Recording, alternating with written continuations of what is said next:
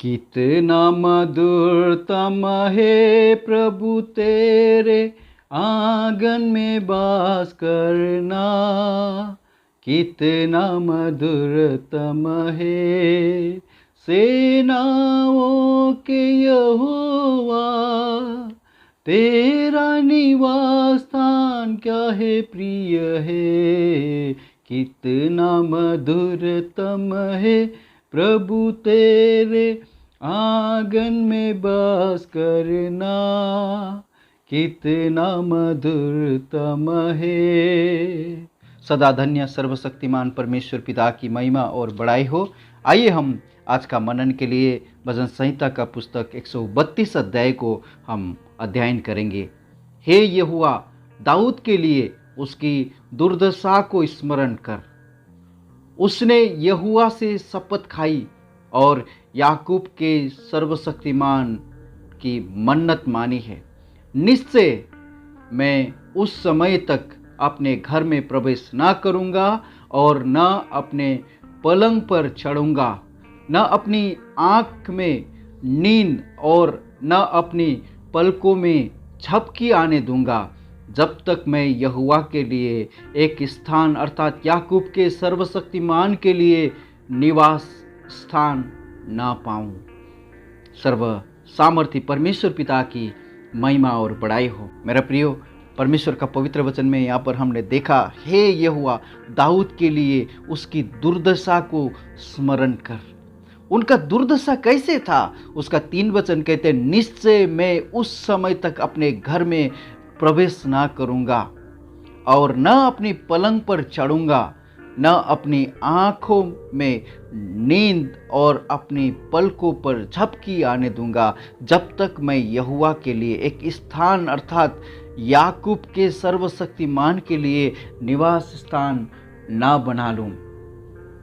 उसका 10 वचन में देखते हैं, अपने दास दाऊद के लिए अपने अभिषिक्त की प्रार्थना की अनसुनी ना कर। मेरा प्रियो, यहाँ पर प्रार्थना का एक मूल विषय क्या है? क्योंकि परमेश्वर का संदूक विदेशी भूमि पर पड़े हुए हैं, तो उस संदूक के लिए यहाँ पर चिंतित होकर परमेश्वर का दास परमेश्वर से प्रार्थना निवेदन करता है। और 2 वचन से लेकर 5 वचन तक भजनकार ने दाऊद की मन्नत का जिक्र किया कि वो यहोवा के लिए जगह ढूंढेगा।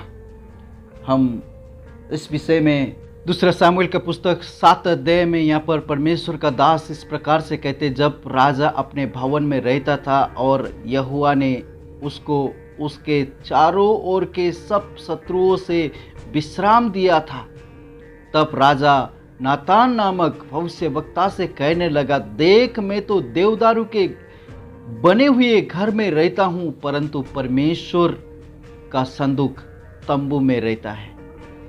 नातान ने राजा से कहा, जो कुछ तेरा मन में है उसे कर, क्योंकि यहोवा तेरे संग है।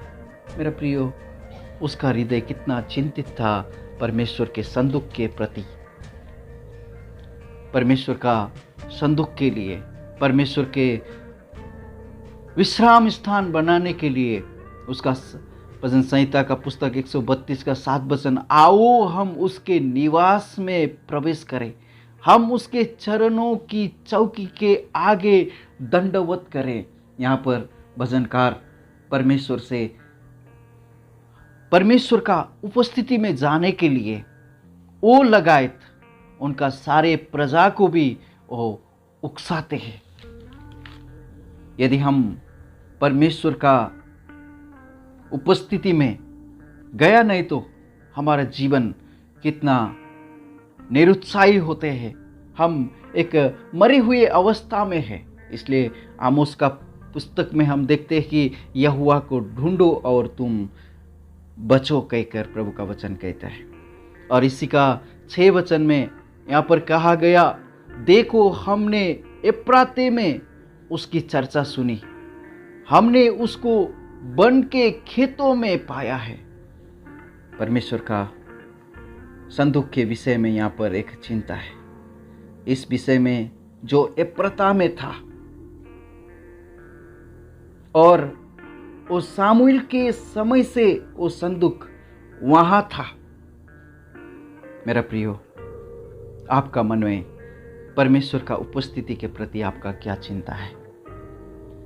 प्रभु आज आप और मुझसे यहाँ पर एक विचार हमारा मन में डालने के लिए आशा करते हैं। उसका 8 और 9 वचन में, हे यहोवा, उठकर अपने विश्राम स्थान में अपनी सामर्थ्य के संदूक समेत आ।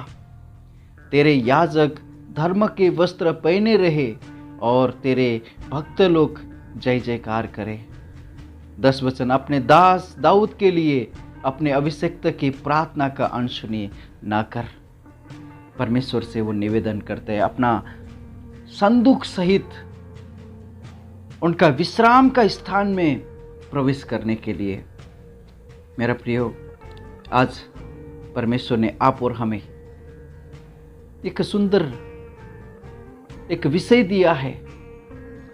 परमेश्वर का पवित्र वचन बताते, तुम संसार में कहीं भी किसी भी बातों के लिए 2 जन एक मन होकर मांगोगे तो वो तुम्हारे लिए हो जाएगा, क्योंकि जहां 2 या 3 मेरे नाम में उपस्थित होते हैं उन्हीं के बीच में मैं रहता हूं। मेरा प्रियो, आज हम परमेश्वर के उपस्थिति के लिए हम कितना परमेश्वर से निवेदन करता है। और इसका 11 और 12 वचन में कहता है, यहोवा ने दाऊद से सच्ची शपथ खाई है और वो उससे ना मुकरेगा। मैं तेरी गद्दी पर तेरे एक नीच पुत्र को बैठाऊंगा। यदि तेरे वंश के लोग मेरी वाचा का पालन करें और जो चितौनी मैं उन्हें सिखाऊंगा उस पर चले, तो उनके वंश के लोग भी तेरी गद्दी पर युग युग बैठते चले रहेंगे।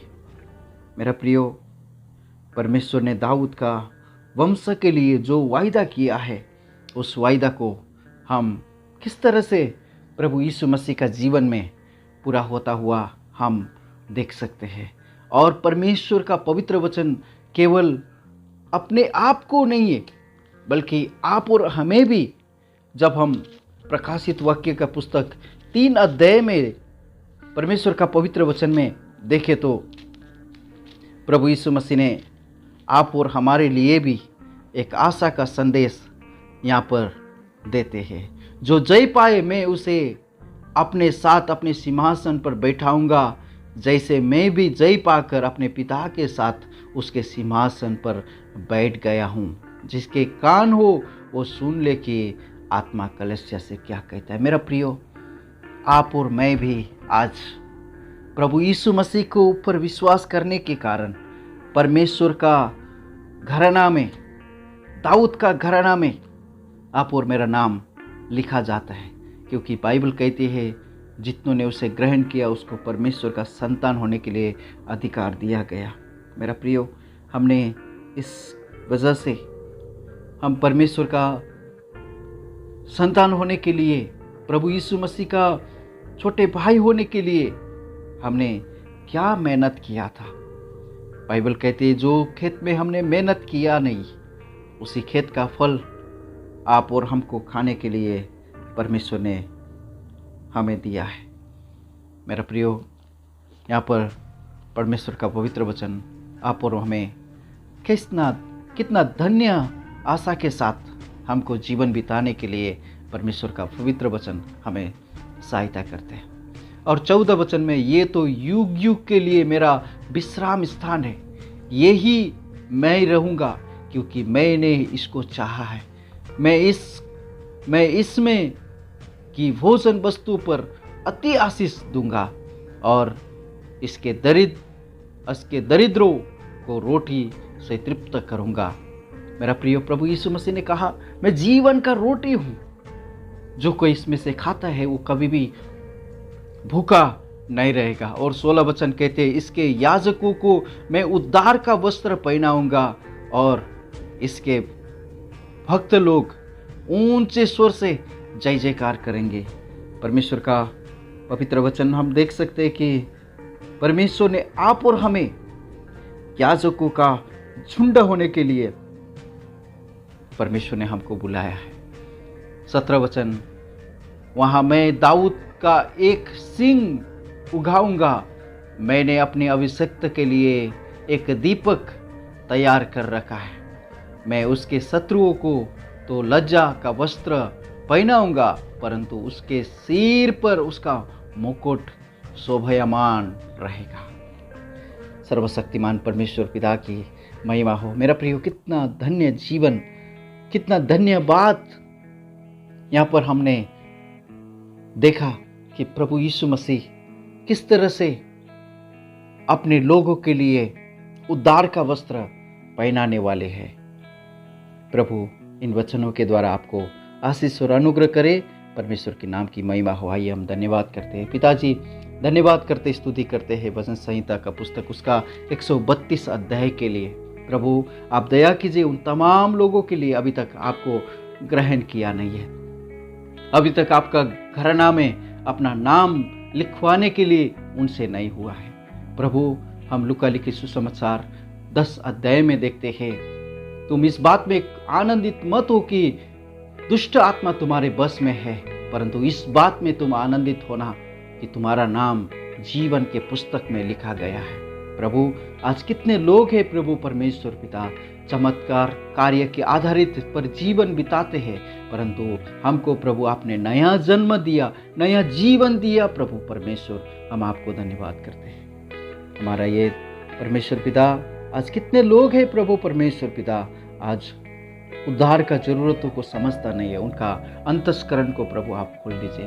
प्रभु यीशु मसीह का कीमत को समझता नहीं है, उनका ज्ञान का प्रभु दीपक आप जला दीजिए परमेश्वर पिता, उनका हृदय में प्रभु आप कार्य कीजिए। प्रभु आज तक प्रभु कितने लोग है प्रभु आज आपका पवित्र वचन सुनने के बावजूद भी, सुसमाचार सुनने के बावजूद भी उनको आपके ऊपर विश्वास करने के लिए नहीं हो रहे। प्रभु परमेश्वर पिता दुनिया की बात, रीति रिवाज की बात, समाज का डर उनको दबोच के रखा है। प्रभु जी उन सारे बातों से अलग होकर प्रभु आपको अपना उद्धारकर्ता कहकर स्वीकारने के लिए पिता सहायता कीजिए। हमारा ये प्रार्थना उद्धारकर्ता प्रभु यीशु मसीह के पवित्र नाम से मांगते हैं, सुनिए और ग्रहण कीजिए पिता। आमीन। May God bless you all.